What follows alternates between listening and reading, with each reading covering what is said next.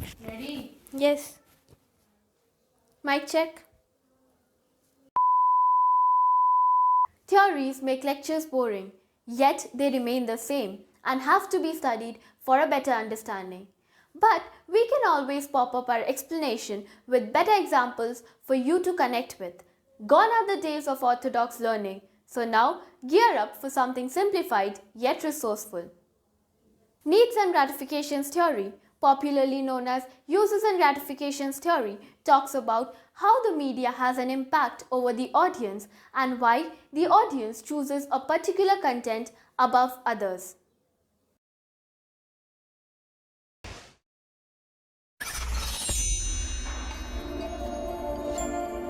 Hello guys, welcome back to Excel. I am Devpriya, your host and educator for the day. Today, in this module, we are going to learn about the Uses and Gratifications Theory in detail, yet in brief. We are going to cover topics such as the origin, the assumptions, the approach, needs, and limitations of the theory in this video. Sounds boring? Not much. Just brush your concepts with a little focus while I'll explain you the theory in a wink. So, before learning the theory, let me put forward a question for you guys. Are you guys an active media audience? If yes or no, then why do you think so? Well, in case you don't know the answer to the question, then watch the entire module to get your answer and to understand what kind of an audience you are.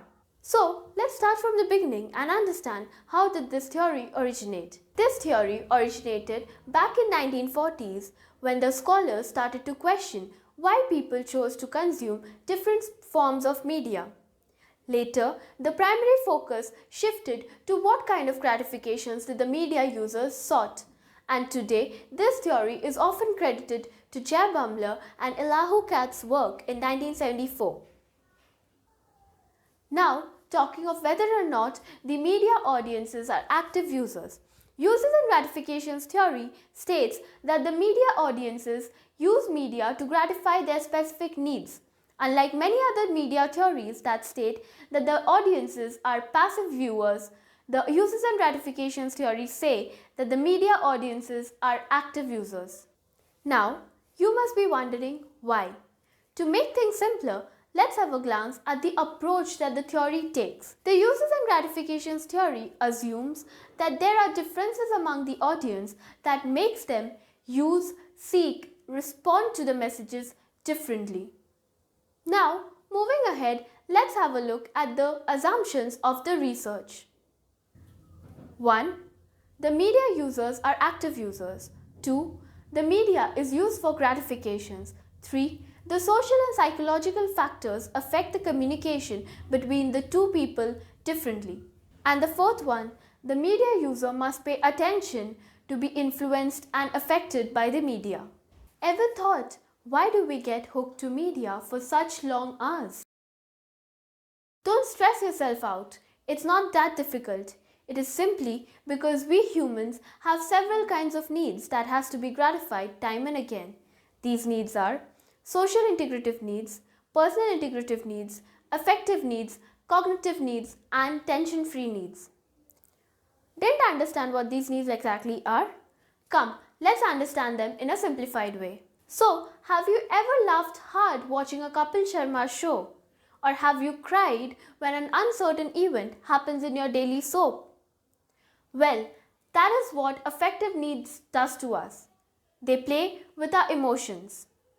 We get so connected to a character in the real life that we think that they exist in the real world also. Media gratifies our cognitive needs as well, which is our informational needs. Do you ever watch YouTube tutorials or DIYs? Well, that is how the media gratifies the cognitive need of the media users. Social media and online platforms aids in fulfilling this need. Social integrative needs is the need to socialize. So what do you think these people keep doing on their phones while scrolling and swiping through the net? Social media geeks use online platforms such as Instagram, Twitter, Facebook, Snapchat to increase their social interactions and reach. Personal integrative needs is the need for self-esteem and respect. So don't you too select your clothes from H&M and Myntra to follow the fashion trend and fit into the society. And the last one is tension-free needs, that is, the need for entertainment or the escape mechanisms from the real world stress. For some people, comedy genre might be their stress reliever, while for some, horror is their stress buster. Isn't it simple? So now, let's quickly glance through the criticisms of the theory. This theory nowhere judges the power of media that can make a difference. This theory is an audience-oriented study that keeps the audience engaged throughout. And selectivity has greater effects on others' minds. And with this, we come to the end of the Uses and Gratifications Theory. Let's have a quick recap with some important snippets. The Uses and Gratifications Theory was founded by Bumler and Katz in 1974. This theory states that the media has an impact over the audience and the audience chooses the content they want to consume. It states and talks about the various human needs such as the affective, cognitive, social integrative, personal integrative and tension-free needs that are satisfied by the media. This theory also talks about the criticisms, that is, the theory nowhere judges the power of the media. It is an audience-oriented theory and the selection of the content to be consumed nowhere matters to the other's ideals. That's it for the Uses and Gratifications Theory. So I would like to end this module with a famous quote by George Orwell. The people will believe what the media tells them to believe. May you all excel in all spheres of your life. Bye-bye. Take care. Cut.